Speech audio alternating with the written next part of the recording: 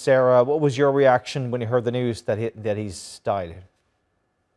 Oh, I was so sad when the news came through today about Quincy Jones. He really was a titan of the music industry. His reach went far beyond what we can even imagine, as you spoke just before there, his influence on other artists. But for Quincy, what he achieved was just absolutely spectacular. He was born, he came up through hard times. He spoke about the fact that he was the descendant of slave owners, and he overcame so much adversity to rise to the very top of his game. Without Quincy Jones, you wouldn't have had the artists in the likes of Michael Jackson. He worked with greats such as Frank Sinatra, who he said was one of his all-time favorites. He played trumpet in Elvis Presley's band. He worked on soundtracks from Celine Dion to Ella Fitzgerald. Basically, all of our greatest singers in the 20th century, Quincy had some sort of influence or transformative effect on their careers and made them what they are. As I say, Michael Jackson really was the biggest. He produced Michael Jackson's 3 biggest world-selling albums, which launched him into the stratosphere. From there, other things followed. He created the soundtracks for films such as The Color Purple by Steven Spielberg. That was nominated for 11 Oscars. He also did the music, the soundtrack for that brilliant film, The Italian Job. That cemented his very close friendship with its actor, Michael Caine, who's still alive, thankfully. But Quincy's reach, I mean, it was incredible. It really was. He was a titan and, as I say, colossus of the music industry, a pioneer really in music, and has left behind the greatest repertoire of work. His legacy is absolutely incredible. Do you think there's a before and after Quincy Jones when it comes to the music industry? I think he was of his time, but he was very forward thinking a person.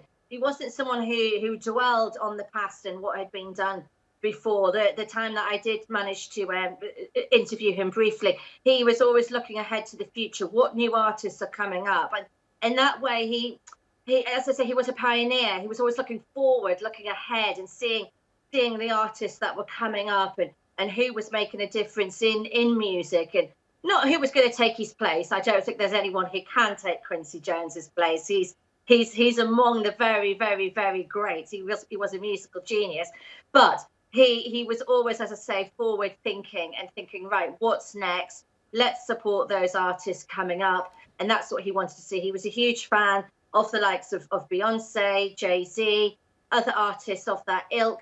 And he's left behind something for I think new artists to work towards and to strive towards. And what is that? What's the sort of the legacy that he now leaves behind that you're talking about new artists having to sort of strive towards?